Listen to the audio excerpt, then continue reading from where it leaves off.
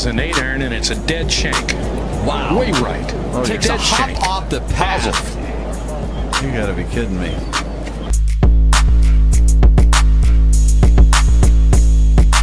Very tough pitch shot right here. You gotta hit it into the hill, one hop up and bite, and it's in. Kind of like that.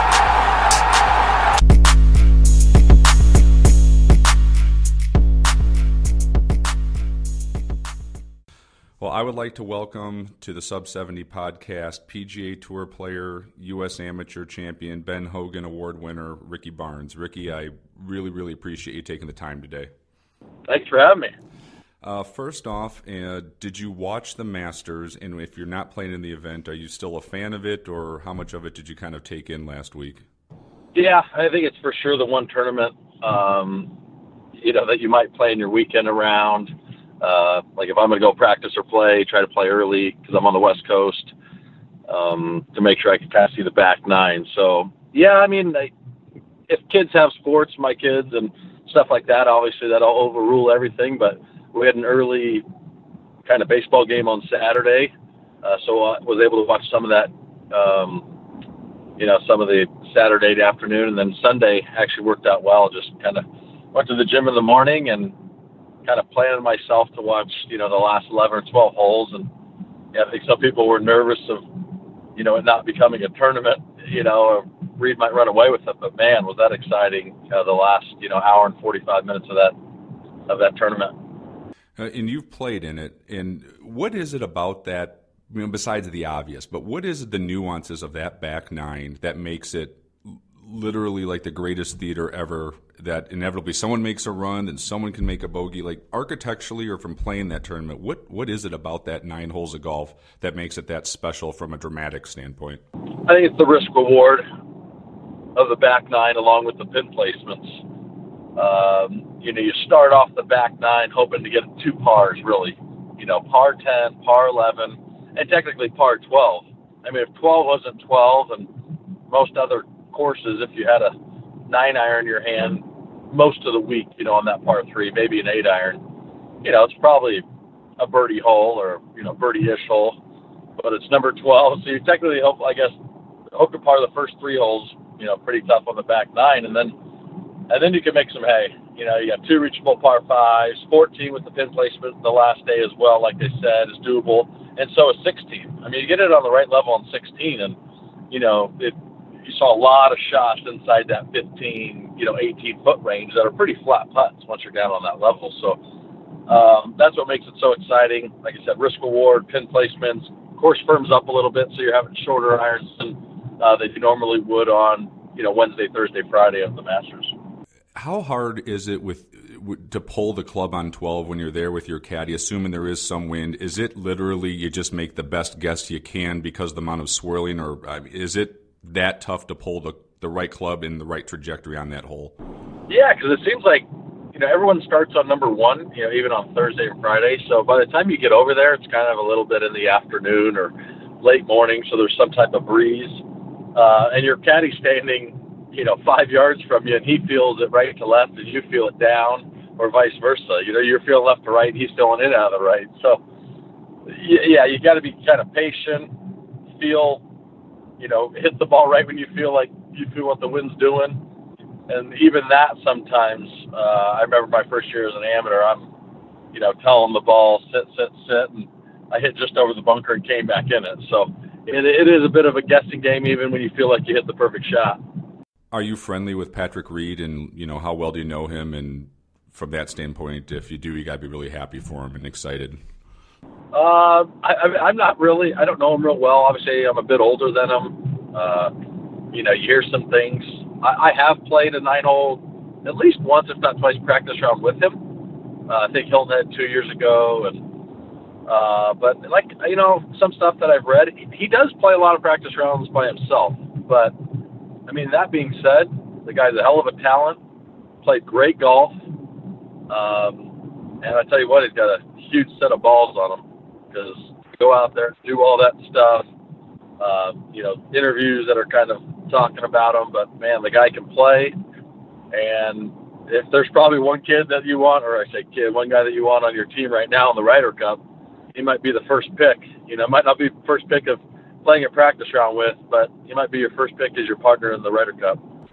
Yeah, and I talked to we had a couple other tour players on the podcast this week, and sort of the same thing you said. Like, I wonder sometimes this media thing of whatever he did when we all probably have made bad decisions in college at some point, and he's got to be a different person, more mature, and it seems like the guys I talk to really like him, and, he can kind of be portrayed the wrong way by the media sometimes as well. At least that's the feedback I've gotten. Everyone seems to like the kid. Yeah, I don't think the interaction with a lot of people since he's been on the tour have been bad. Like I said, I think it was a lot of the maybe late junior golf, college for sure, just because of, I know he's not close with anyone that he really played college golf with. But no, ever since he's been out there, I don't think he's, been a story where, he had gotten into it with someone on the golf course, which is kind of where we interact. We interact with these guys in or around the golf course. So I'm not going to, sit here and say he's a bad guy. He's done stuff to me. Hey, we all kind of beat to our own drum, and he obviously does that in his own way. But hey, married. I know he's got a little kid. I'm happy for that he can enjoy it with him and his family as well. Yeah, that part of it's cool. Like I said, people mellow as they get older, and the guys I've talked to had good responses. So, 2003, you were the low amateur at the Masters, and with the history of amateurs, being able to play the Masters, looking back at that experience, what's sort of your fondest memories of having a good tournament and being in Butler Cabin, as the low amateur during that year? Yeah, every week. The Masters comes on, and if I'm not there, I've been fortunate to play a couple times as a pro, but there's nothing like playing in the Masters as an amateur. You're staying right there up at the Crow's Nest, every night. You're done. There's still 3 hours left to play, and you're up in the room, whatever that is, 200 yards behind or 100 yards behind the 18th green, and just kind of watching guys come up. So nothing but good things, bonding with the other amateurs that were playing that week up in the Crow's Nest. And the best thing for me is I'll never forget, I was so excited to play and teed up Thursday. We actually got rained out. I played 28 holes Friday, and then I played 26 holes on Saturday, and got done, played a Tiger the first 2 rounds, and followed it up by Saturday, second to last group with Phil Mickelson as an amateur. My first ever Masters. So obviously I would have loved to made a little bit more of a splash, but it was an unbelievable week. I was able to finish low am. I know myself and Hunter, both made the cut. I was fortunate to get the Silver Cup, and was so excited, as a pro to get back there and have success as well. Actually my amateur finish was my highest finish, and that's what we strive for, is to get in these majors and compete. I've been fortunate to almost do it 3 times in the Masters. And that's my follow-up to that, is you've gotten to play in all 4 majors. Is there one major championship that you enjoy the most, or one style of golf course? Obviously, it doesn't change at Augusta, but a U.S. Open style course, which you've done well. Is there one sort of major that really kind of fits the strengths of your game? I guess that's what I'm asking. For sure, as an amateur, I kind of hit a high draw, and I hit it far. And so Augusta set up perfect for me in my eye. There's obviously some holes you can't and do some stuff, but if you're kind of doing it and you're long, you could clear some of those hills. It was great. But I think the mental side, and as I grew older and have had success with, late amateur golf and into my pro careers, the way that they're setting up U.S. Open now, U.S. Opens I think are great, and I've always enjoyed USGA events. I've had success in USGA events. But as a straight shot makers course, which I feel like I've been a little bit, I'm a field player. I have really always enjoyed going and playing in, the British Opens as well. So I would say U.S. Open and British Opens for me are kind of right there. One, meaning the courses that the U.S. Open's going to play and how they set them up, and 2, the British Opens of, wind and hitting a lot of shots and bump and runs and, maybe clubbing up 2 clubs and, 3-fingering it in there. But as an atmosphere-wise, yeah, there's nothing like Augusta. Let's talk about the current season. You've played in 11 events so far. What's sort of your analysis of where your game is for 2018, and what are you sort of working on at this point? Well, I've been working with my coach, Steve Graham, for a little over 3 years now, and, we reiterate a lot of the stuff, and, I got to take a lot of the fields that I practice on out on the golf course, and it's always easier said than done when you're kind of doing something like that. But, when I'm playing good, I'm playing really good, and, some of it's mental, when you get out there and just kind of trust. That's my biggest thing when I get out there. And, the muscle memory I feel is there. But when you get out on the golf course, kind of, trust in what you've been working on for that long. So late in the season last year, I started to trend a little bit better. Played well played okay in the fall and was actually feeling really good on the West Coast. Didn't score great. And then I haven't just gotten into a lot of tournaments. I played decent in the Dominican. I didn't score great. And I wanted to get back out and play, but I've kind of been on the sidelines here. And so I'm looking forward to playing the next 3 events. I'll leave Monday to go play in the Valero Texas Open in San Antonio, followed by playing with Colt Knost in the Zurich Classic in the team event in New Orleans, and hoping to get into Wells Fargo Championship in Charlotte right after that as well. So I'm pretty excited. Been playing a lot of golf, going to the golf course right now. So I'm excited and antsy. I'm sure my wife's ready to kick me out because I've been home too much. How much fun is that event going to be with Colt as your partner? He's got to be. I didn't know you were playing with him, but just it's got to be a blast playing with Colt Knost for a couple, or hopefully, all 4 days. He's got to be hilarious. Yeah, we have a good rep here in town. He's a member up at Wisbrock with us. He's been here for 2 years now since he moved over from Texas, and it's fun. I can kind of sit back, laugh, chime in, and let him do the needling and talking out on the golf course. So we'll have some fun, and like anything else, it's a lot more fun when we get something going. And so hopefully we'll get a little, get something going and make a little run for him out there.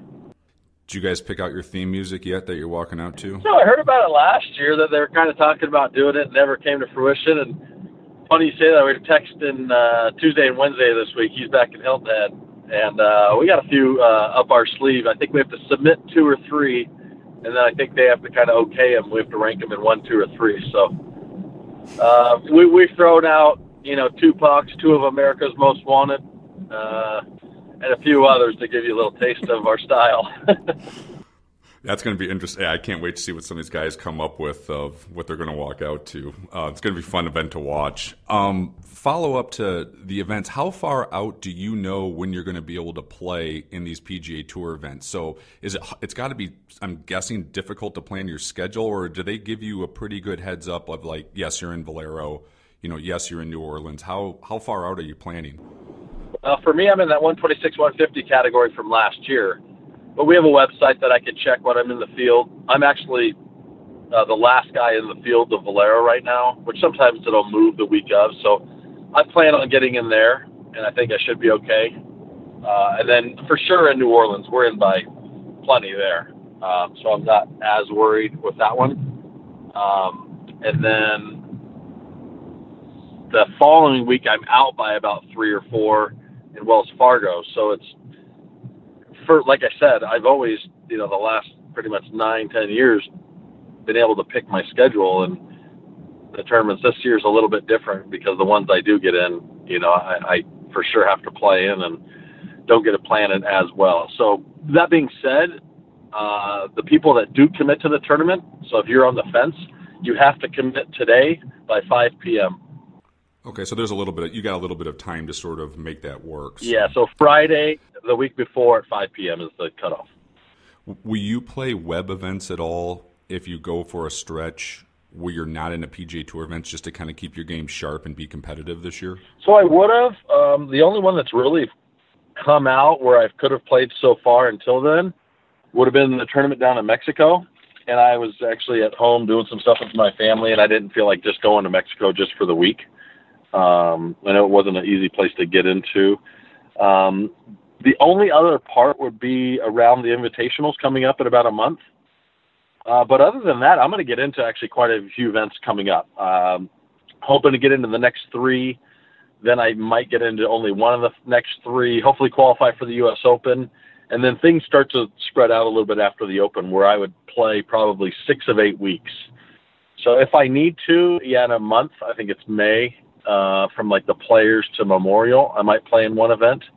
But that being said, I don't want to go out, play 2 events out there, come home for a week, and then go play 5 on the road after that, Right. and burn myself out. Right. I have gotten off to I would just say like an okay start, in my category, where if I can go and get something going these next 2 or 3 weeks, even myself, I can easily lock myself in, for next year, or even getting into an invitational off the current FedEx Cup list. Yep. So next couple of weeks are critical. Yeah. So I would say the max. Like you're trending the right way. To answer your question, the max 2, maybe 1, just depending on where the web's at and where we're at. Any equipment changes for 2018? You got anything new in the bag this year that you're really liking the performance of, ball-wise or club-wise? Actually, pretty much all the same. I did switch late fall. First time I went to the new Wilson driver, the C300, and first event with it, I top 10. I've been hitting it good. I was finding the center of the face a lot, and I was hoping it carried over the tournament. I've been driving it a little better. So I did switch to that this year. And like I said, the first tournament, I think I was just more nervous hitting a, driver on the golf course, because I was hoping it was performing like it did when I was practicing and playing and on the TrackMan, and it did. So that was pretty much the only change, really. We switch out wedges probably every 3 months or so, but I'm a guy that does not switch much at all, top to bottom. Still playing the V6 irons with Wilson, and they're there for another year. They didn't really bring out a new set, which is great because I don't like to change. So just the driver for me, and that's been probably 4 months in the bag, 5 months. So not much of a change here in the last 3 or 4 months. I was doing my research on kind of my outline for this interview. I was thinking to myself, my gosh, time flies. I remember when you won the US Am and you turned professional. So my question is, like I said, it's all of a sudden a blink of an eye, and you've been out there for quite a long time. What do you still enjoy the most about playing on the PGA Tour after all these years? What is still the most special thing about it that you still enjoy? I think it's just straight competition. It's tough to, it's now with kids, it's kind of like going in, dreading a workout. But when you come out of it, you feel great. You release whatever you had in you, and, you're kind of a new man. And that's kind of going into tournaments. I've had 2-3 weeks layoff, and, a lot of practice. Some days you dread going to practice, but once you step on, the tournament week's golf course and start competing and, having a chance to teed up on Thursday and actually win a golf course, come late Sunday afternoon, that's what I still strive for. I still don't have a win on the PGA Tour. I have everything from a second, to a 10th in the top 10. And that's the one thing that I'm still hungry to do. I think if I was at this age and was in the 126 to 150 category and maybe have 2 or 3 wins under my belt, I think it'd be easier to be a little more content of where I was at or where my career's gone, but still hungry enough to go and, put in my time on and off the golf course while still being a husband and a dad, is what, gets me motivated and going, and would love to get a victory here, not only this year, but sometime soon, and enjoy it with my family this summer.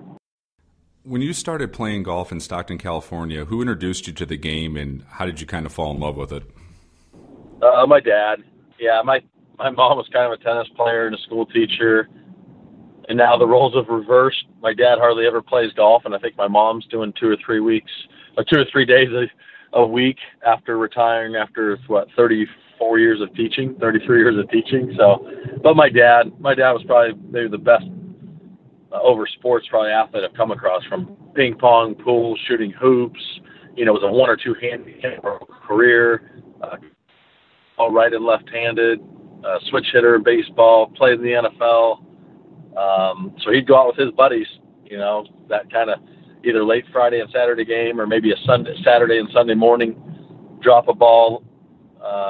When my brother was old enough, my brother's 4 years ahead of me, and the same thing with myself. And we played every sport. So it was kind of funny how you hear some people talking about if you're good enough, the sport will find you. I feel like that's exactly what happened, not only with myself but my brother. Is that we played baseball, football, basketball, golf.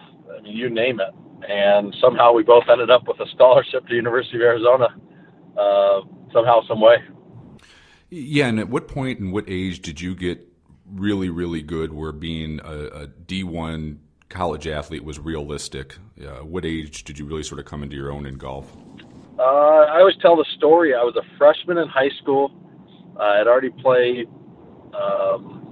we had already had the football season, the basketball season, then we were in golf, so we're in the late, probably right around this time, I guess, really. Right around this month, give or take, and I was playing my league championship, just the 8 schools or 6 schools in your league. And the first time I'd ever shot, so I was 14, you played the tips, the blue tees or whatever, and I shot 69. First round, I had ever shot in the 60s, and it was in competition. I won the league championship, against sophomores, juniors, seniors. 2 guys in my league were actually going to play for a scholarship in D1.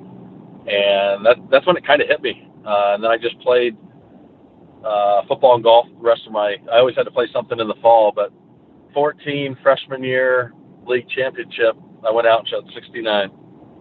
And then when you went to Arizona, was there other colleges you were, getting offers from? And how did you go through the process of picking Arizona off or versus another college that you may have had an opportunity at? Yeah, so we're allowed 5 visits, I think is what it was. I'm pretty sure it's still the same. And so I went on them all. I mean, man, I'm senior in high school, and they say you can go for whatever it is, a 48-hour trip to go check out colleges. So I went on, I think 4 or 5 of my trip. I think I went on all 5. And probably at the end of the day, the 3 that really I narrowed it down to were UCLA, UNLV, and Arizona. My brother had gone to Arizona, so he was going to be leaving when I came in. I kind of knew what to expect down there, the players that were there. I loved the big kind of Pac-10 at the time, Pac-12 now, of having other sports. UNLV had an unbelievable team, practice facility, etc. Really good, like I said, current team, and knew a few guys there. I don't know how I would have done in Vegas for 4 years. And then both of my parents. Well, you would have had. Well, yeah, it would have been. Yeah, it would have been fun. Yeah, that would have been an experience, to say the least. Yeah, I don't know how my golf game would have been, but and then UCLA. Both of our parents actually went to UCLA.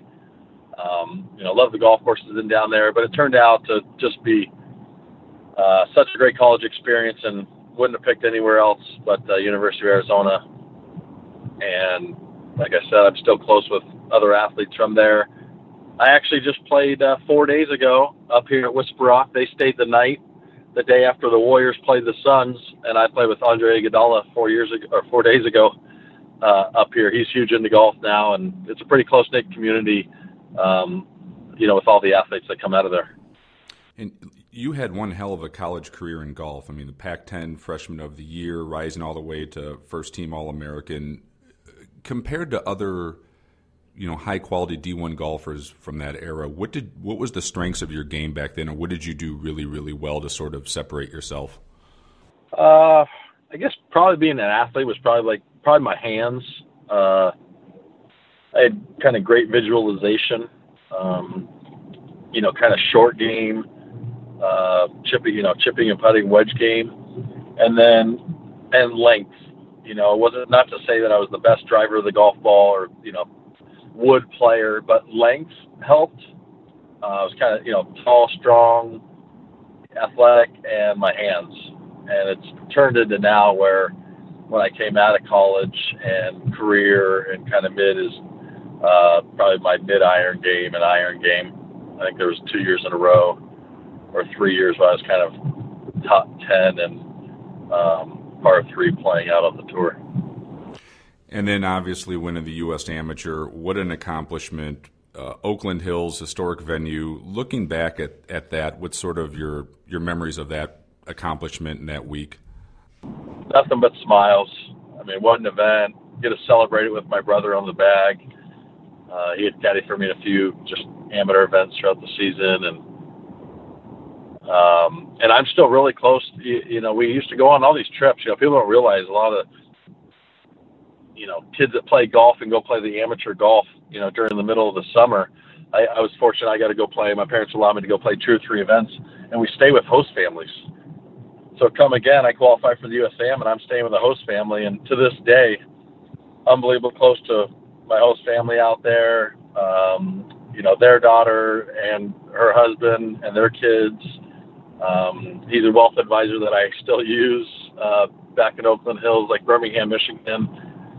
And they were at our wedding. They come and see me at the Masters before, across the tournament. So great relationships, great week.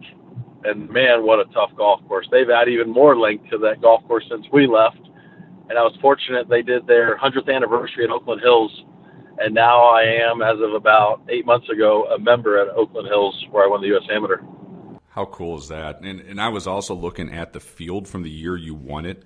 I was shocked how many guys qualified for match play, of how many of those guys wound up on tour. I mean, you had to get through like Bill Haas and then beat Hunter May. I mean, there was 30 guys who I recognize the names of who like made a splash on the PGA Tour. That competition you got through that year was staggering. How good that field was. Yeah, and I was telling the story the other day. It's funny you say that. A week ago, I was telling the story. You have to beat 6 guys in the event, roughly a 312 or 18 start the week. And I bet you it's never been done before. I played the stroke play with Hunter in threesomes, and we faced each other in the finals. I bet you that's never, ever happened before. And you have to win 6 matches to win the USAM. 4 of the guys I beat are still on tour. Yeah, I mean, like I said, even the guys who, it's like Charlie Belgian. I mean, I was literally dumbfounded because you just don't see. There's a lot of good amateur players, but I was literally shocked of how many names. Anthony Kim was there. Like that field has got to be the deepest USAM field I've ever seen of guys whose careers gone past it. It's crazy. Yeah, DJ Trahan, Hunter Mahan, Bill Haas. I mean, I beat Spencer Levine. I beat Daniel Summerhays. Brett Stegmeyer's on tour. Beat Bill Hunter in the finals. The other side of the bracket, same thing. It was pretty crazy, like you said. A lot of times, you're playing a lot of mid amateurs, guys that are businessmen that play golf and qualified. But to come out of that, like you said, that field, that golf course on top, and parlayed into some awesome major finishes later that year too were pretty rewarding. Yeah, there's no chance in hell that the 28-year-old banker with a +2 handicap was making it through that gauntlet. I mean, the quality of play was way too good.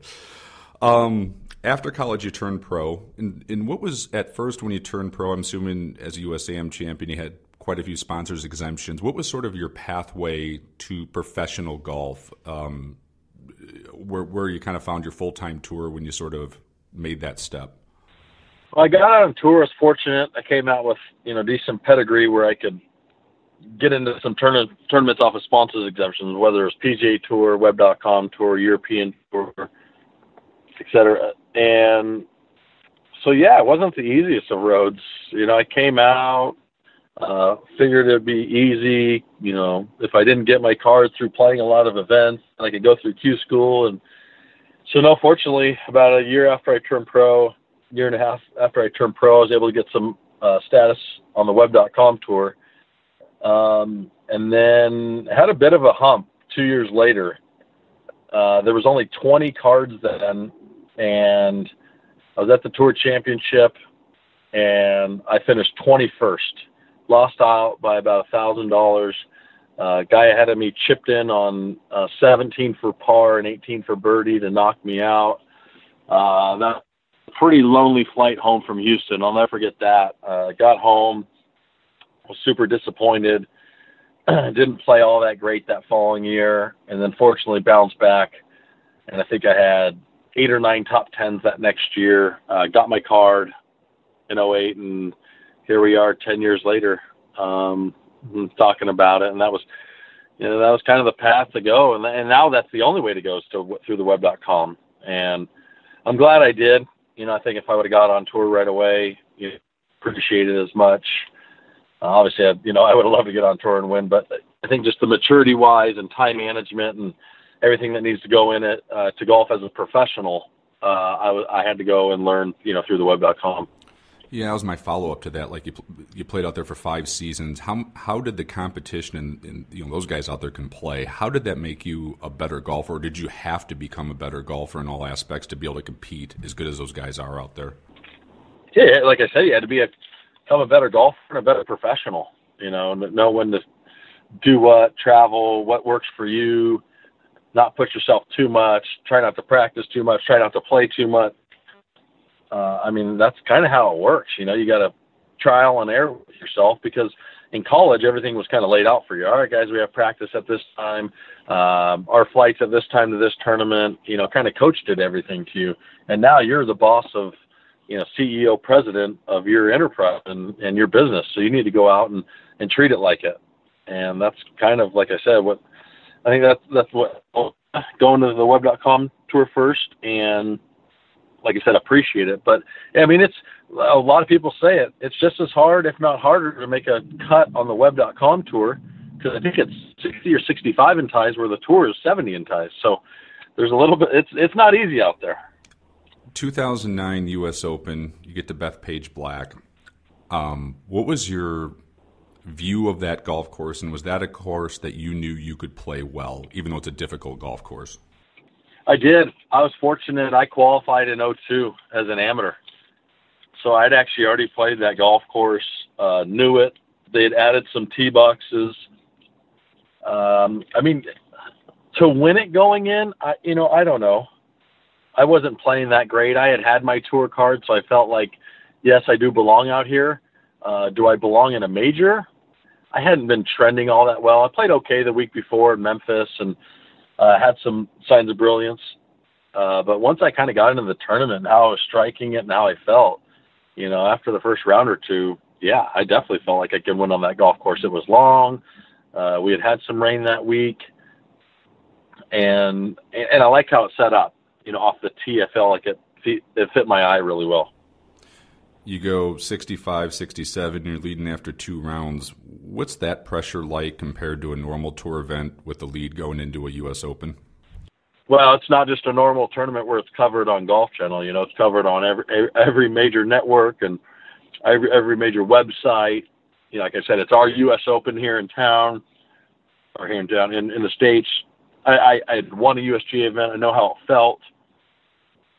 It is, yes, there's different hours of sleep when you're leading a PGA Tour event as opposed to a major championship. Let's just say that. And then on Saturday, you shoot 70. You're right there. Is it hard to not think about winning it, or do you still just, as a professional, the process of what you have to do? Like, does the pressure ramp up as now you're in the lead on the 3rd round going into this? Yeah, it was. Anyone's lying if they say they, obviously we say we try to stay in the present, but when you're sitting still and, eating dinner and a lot of time to think before you go to bed, yeah, it's on your mind. I think once you get out to the golf course, you need to stay in the same routine and do that stuff that got you there. But yeah, of course, it went through my mind, and then went through a bad lull stretch where I think I made 5 of 8 bogeys during that round. And then, I fought back and played my last, I think it was 5 or 6, 2 under, and had a putt to kind of tie Lucas. But yeah, you get ahead of yourself, start doing things a little quicker. And not to say I would have completely done anything different, whether hitting clubs off the tees and stuff, but yeah, I'm sure there's a little pressure that got to me, and I was just happy that I fought back and still had a chance to win with, I think I gave myself 5 birdie putts on the last 5 holes. Yeah, and Sunday, the golf course must have been playing really tough. I went back and looked at the scores everyone shot. It must have been brutally difficult. And then I know you came up 1 shot short. Do you look at that scenario of the glass being half full, that you can perform at the highest level under the highest pressure on one of the most difficult golf courses there is out there? Or does it still sting to this day that it was 1 short? Or is it sort of how you ever want, you can take it either direction? Do you choose to take it as a positive that you knew you were right there, you knew you could handle it? Yeah, positive for sure. Nothing but good memories of Bethpage 09. And then the part that I was probably, if I look back at it in the mirror, that I was proud of myself is I could have been, let it get to me or something, or eat away at me and maybe kind of go away. But the next year I had 8 top 10s on the PGA Tour, and probably my most successful year as a pro on the PGA Tour, 3 times with the chance to win on the back 9 and 11. Got back to the Masters, and I think it was the following year, in 2010 was what I was saying. I think I had 8 top 10s.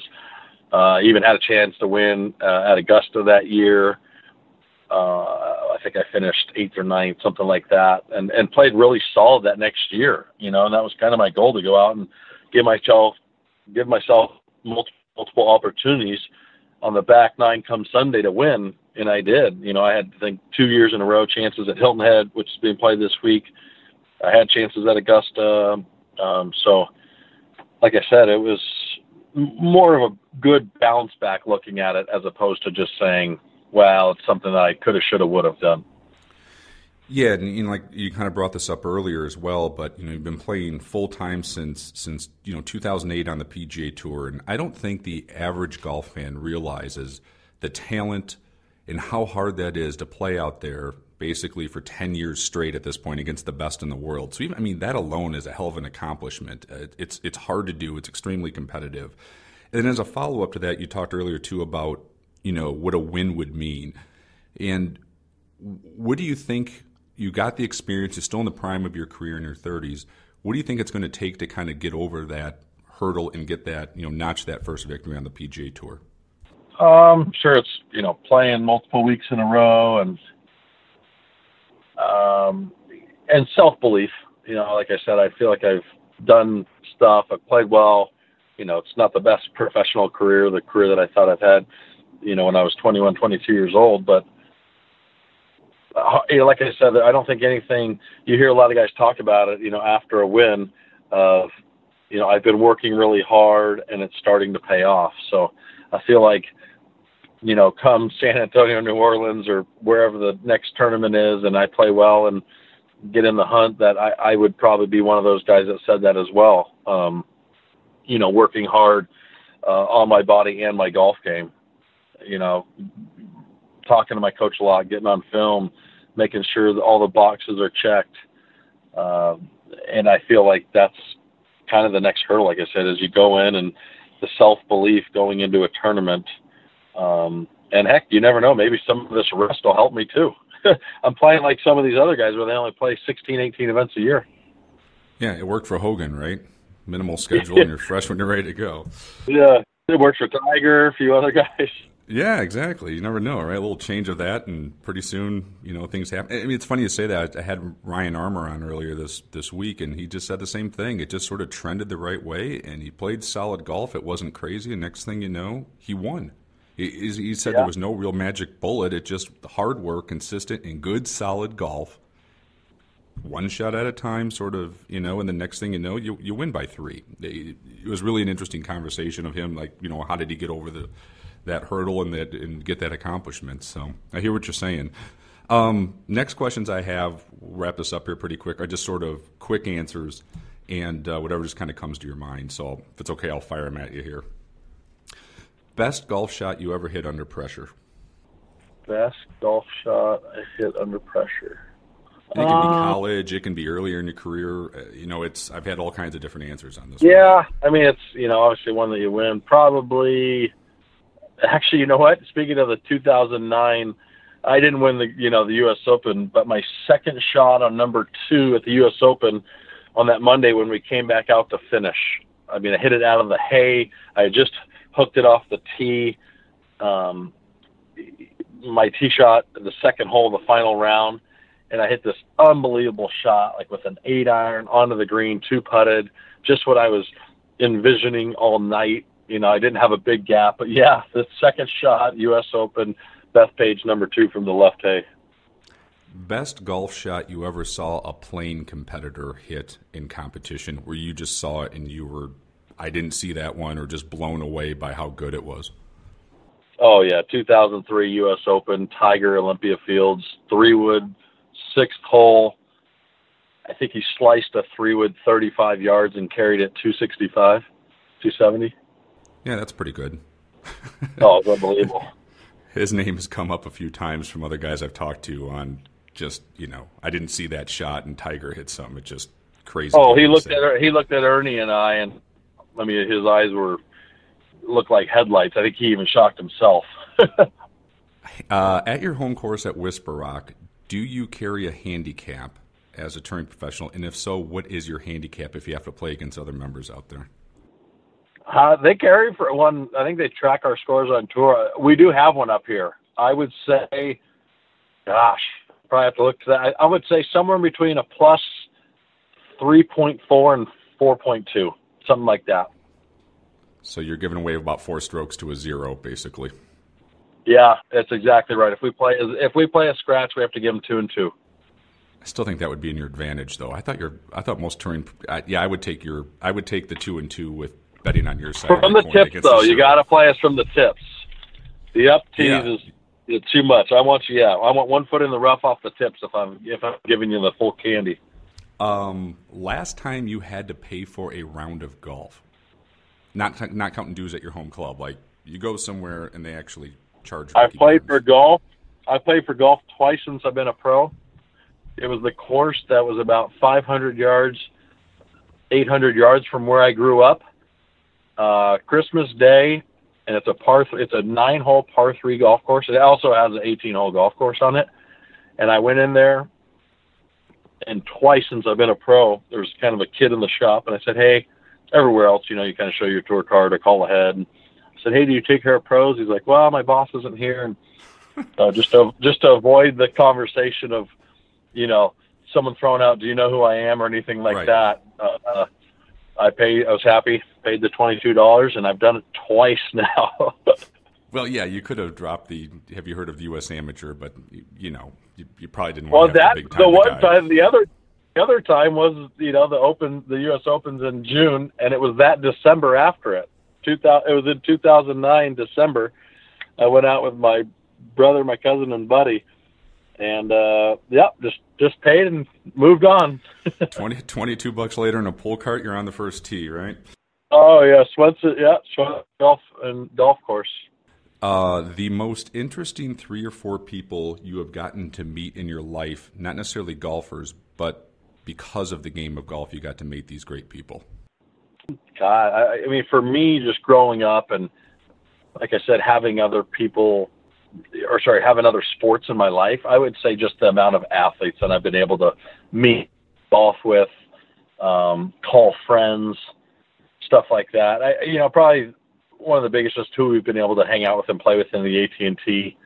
I think 6 of the last 8 years I've either played with Coach Belichick or Tom Brady in the AT&T. That's pretty darn cool.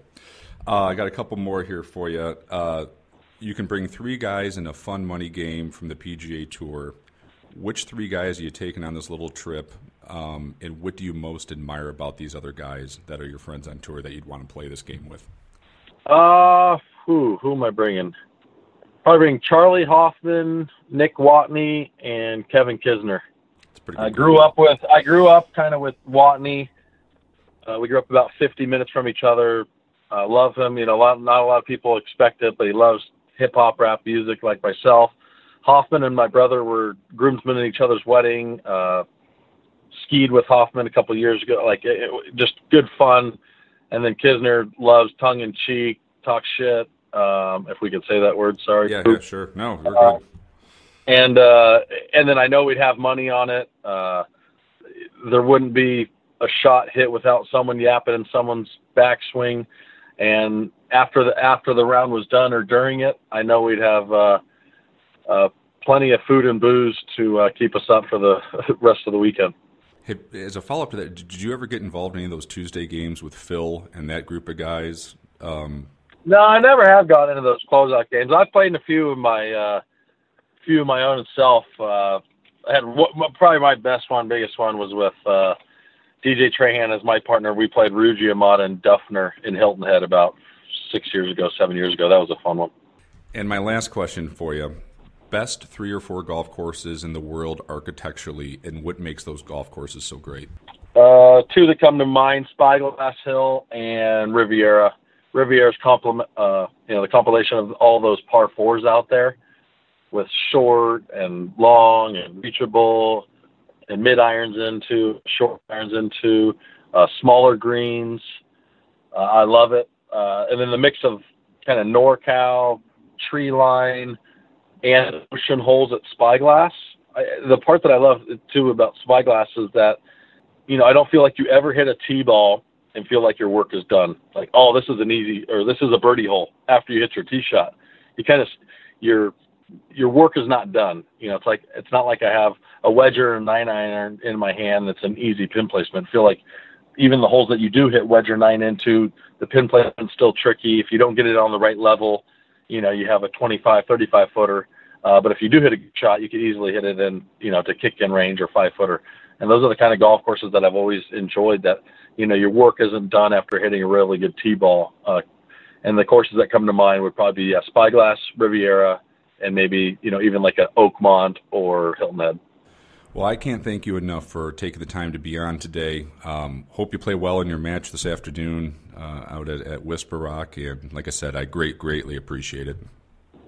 Anytime. Let's do it again.